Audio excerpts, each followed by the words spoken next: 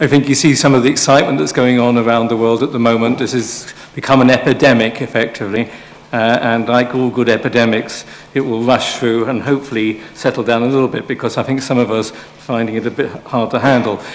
I don't know, Leif, where are you? Yeah. All right. Leif, do you want to take any questions at this stage for a couple of minutes? Yeah, I think we can have about 10 minutes. Okay, 10 minutes. If you've got any questions or want to contribute from another area of the world, you know, if you come from some minor island in somewhere or other and want to take part, I think it's fair to say, in terms of the first question that Pam asked, is that if there's an energy within the country to be part of the RDA, then it's the funding of that energy that's probably decides whether one wants to join, because at the moment, we all do it for free.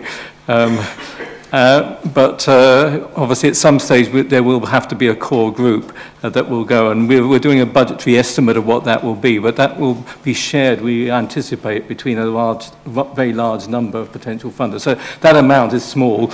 It's really a question of whether there's a desire in the community to come on board, but you need to chat to the other people, the other three organisations. That's my take on that.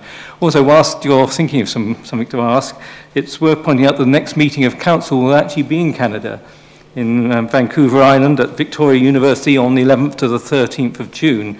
And there are good reasons for being there. One thing we have to do as a council is try and find spots in the world where the three of us have no more than a day's travel to get to. Now, that's a little problem you data experts can help us solve. Where are these locations that we can all get to with a reliable flight? Okay, over to anybody who wants to contribute anything, ask anything. Oh, you're all deadbeat. There's over here, yes. Our mic is on its way. And by the way, I should apologize to Chad. I called him Chad Graham. That's somebody else I know. It's Chad Garfield. Sorry about that.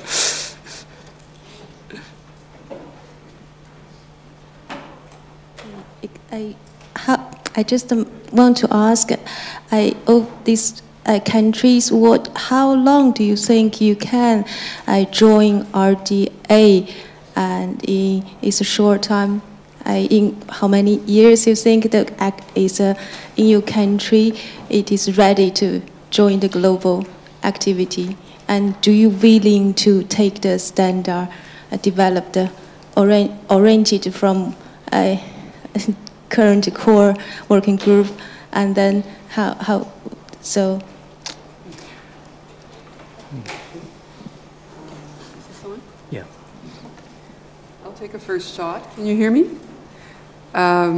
If I understand the question correctly, I think what I heard this morning was that it was a 3-year commitment, that one needed to make a longer-term commitment to RDA if one was joining informally. For individuals, of course, any individual can join and become part of the working groups over a period of time. I think that's a good model, and I totally support that model. I think you can't step into something and say, well, I'll just take my toe out next year. You have to really make a commitment to make it work, and 3 years is the minimum to really see what something of this nature is going to do, I believe. Ask my colleagues, would you like to tackle that? No, I think that was a very good answer. When I mentioned what I said about South Africa, I was speaking really on behalf of scientists on the ground.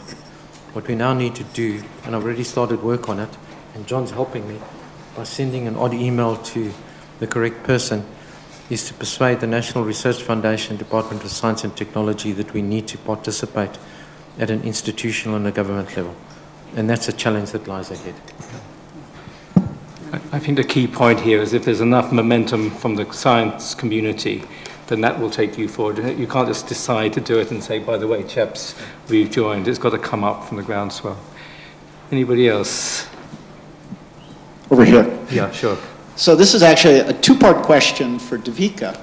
I'm surprised that you didn't mention the Open Government Platform. So I was wondering if you could just speak a little bit about that and the role that it's played for open data in India.